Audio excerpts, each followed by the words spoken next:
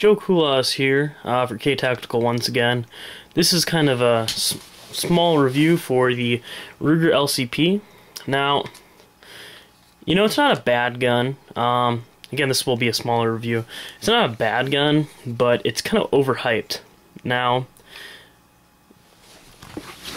I'm not going to go into too much technical details for this size, length, weight, all that stuff. There's a million videos out there for that. But more or less, this gun, you know, it's small, compact, very lightweight. It actually has got holsters over here, like, you know, like this is more or less, it's a wallet holster, which I'm gonna set the camera here for a second, you know, and then you can kind of see in comparison for the, oh, sorry, I'm gonna set it down here, flopping around on me. You have your comparison of the wallet to that. So, as you can see, you know, pretty compact in comparison, and then vice versa. You know, fits in your pocket real nice. Very neat, very cool. Now, function-wise, it doesn't have a whole lot of nice, neat features. The terrible part about this gun, I think, is the trigger. Once it's cocked, it has just the most ungodly, awful trigger pull ever. And it, you know, it's an internal hammer. It's not a external one, so that's kind of why as well. And I think it's just because of the size, and I think it's also, it doesn't have a safety. I think that's why they made it the way they did. You know, so you have one in the chamber. Normally it's a 6+1. We actually have the extender on this one, and I think that's part of the reason, you know, why the trigger is so bad. Now, kind of with that being said as well, everyone thinks of concealed carry. Okay. Personal defense. Some guy's mugging you, he pulls out a knife, you know, give me your money. This is great for that. You know, no real weight, not bulging out. You know, it's not uncomfortable. Great little pistol. It's going to be great for that personal self-defense.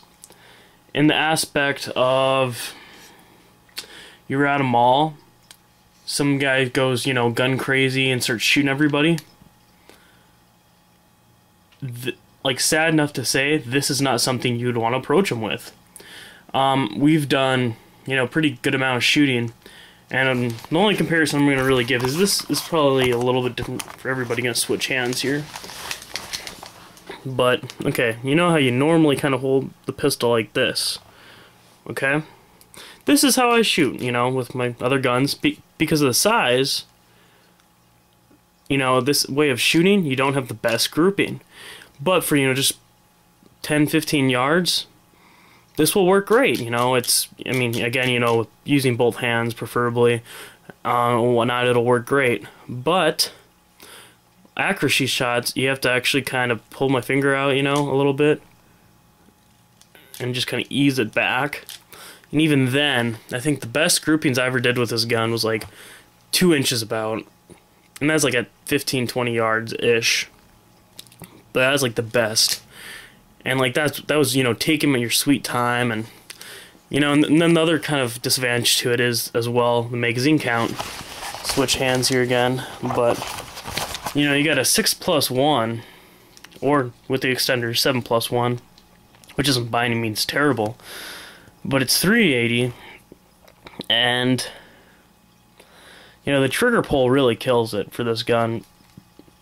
It doesn't matter, like, efficiency range. Okay, if you, like, we actually hit the 100 yards, I want to say I hit it once or twice, and Corey, the owner of this actual one, I dirt coated for him, I think he's hit it a couple times as well. You know, out of many, you know, rounds. That's almost luck. Even though the effective range of 380 is like, not, I don't even think it's 50 yards, really. You know, people say I can hit this, I can hit that. Yeah, you can hit it, but, you know, is it going to be super effective? But not even more or less that is, in a real life situation, you know, it's a personal defense, last minute weapon. And that's all it is. It's a neat, cool little gun, but your range is extraordinarily limited, and the round count, some guy is mugging you, he pulls out a knife. I'd almost rather want to have a knife Almost. Not really, but almost. You know, again, because if that guy's, 5 to 10 feet away from you, a knife can be more effective than a handgun. It can be, Don't matter what people say. If you have the gun on him and he's 10 feet away, a little bit different story. If he's 10 feet away and you have to pull the gun out, completely different scenario. So, besides that, the gun has pencil thin barrel, which doesn't really matter. It does have a slide hold open, which even though it does not hold open on the last round, which is kind of pointless, I think they just threw it on there for the aspect, if you had a jam or something, or if you had, it expanded in the chamber or something, some weird scenario. Magazine release actually works fairly easy on this gun. Also with that slide release, I've never really noticed a problem when I've used it a couple times, but some people don't like it. It's too small. Again, it's a small compact pistol, so it fits very nicely in your hand with the extender without it's just too short.